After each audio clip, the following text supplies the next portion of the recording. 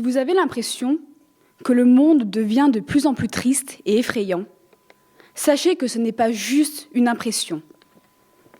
D'après une étude du Figaro, 66% des sondés vivent au quotidien avec de l'inquiétude, du stress ou de la douleur. Ce mal-être très présent dans la jeunesse, et encore plus avec l'épisode du Covid-19, doit être considéré comme un besoin vital. Plus encore, il doit être entendu. Ne le cachons pas par honte ou par peur d'avouer ses faiblesses à soi-même et aux autres. Rendons publique notre vulnérabilité. Si ce n'est pas vous qui êtes dans ce que j'appellerais le besoin d'humanité, c'est peut-être votre ami, votre frère ou votre sœur qui souffre en silence. C'était invisible. Vous le voyez maintenant. C'était inaudible. Vous l'entendez désormais. C'était indolore. Par empathie, vous imaginez dorénavant la douleur. Vous ne pouvez plus ne pas agir. Si l'école est un lieu de savoir, elle peut être le réceptacle de ces douleurs. Or, le monde est individualiste, de plus en plus. L'entraide s'évapore, la solidarité se réduit et le partage se dissout.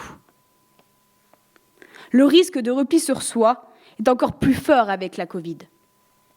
L'école doit pouvoir être un lieu de parole qui accueille les émotions, qui favorise la libération de la parole, qui inclut et qui nous permet de développer des compétences émotionnelles autour de la solidarité et de l'empathie. Ainsi, je veux mettre mon discours au service de la lutte contre ce mal-être, ce mal-être social, au nom de notre besoin d'humanité, pour en faire une force qui nous unit.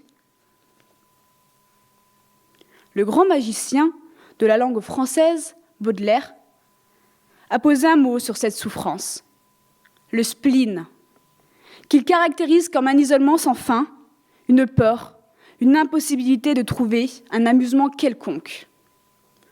Soyons des acteurs d'humanité, car oui, j'ai une ambition. Ces 66%, moi, je veux les inclure.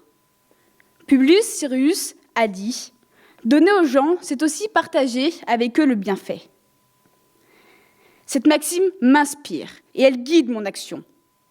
Pour moi, le don, c'est d'abord une bouche et une oreille, la bouche pour la parole et l'oreille pour l'écoute. Oui, la parole est la clé de la solidarité. Afin que demain soit meilleur, renforçons les liens sociaux, le partage, l'entraide, la cohésion sociale, et ce, dès l'école primaire.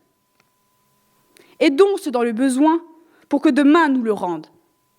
Créons une solidarité intergénérationnelle, une solidarité profonde qui rendra notre existence meilleure et qui sera permise par l'éducation, à l'école, par l'intégration et le développement des intelligences multiples, et en même temps que des espaces de parole où la vulnérabilité pourra enfin s'exprimer librement.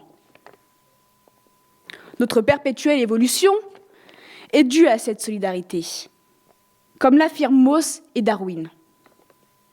Il nous faut alors acquérir le plus vite possible la bienveillance envers autrui.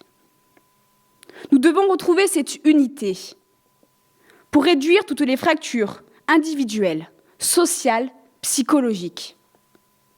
Et à partir de ce moment-là, l'homme, avec un grand H, il sera et il deviendra meilleur.